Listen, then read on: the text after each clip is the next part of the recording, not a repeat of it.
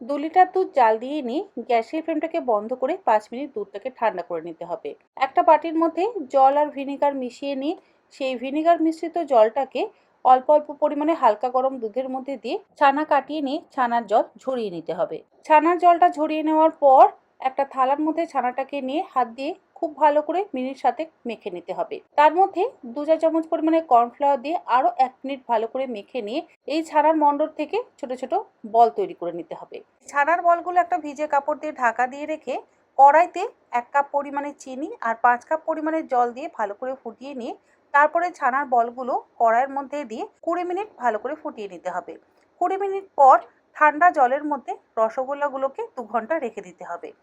2 ঘন্টা পর ঠান্ডা জলের থেকে চিপে চিপে রসগোল্লাগুলোকে তুলে নিয়ে ঠান্ডা রসের মধ্যে আবার ডুবিয়ে রাখতে হবে। তারপরে 1 ঘন্টা রসের মধ্যে ডুবিয়ে রাখলেই তৈরি হয়ে যাবে একদম নরম তুলতুলে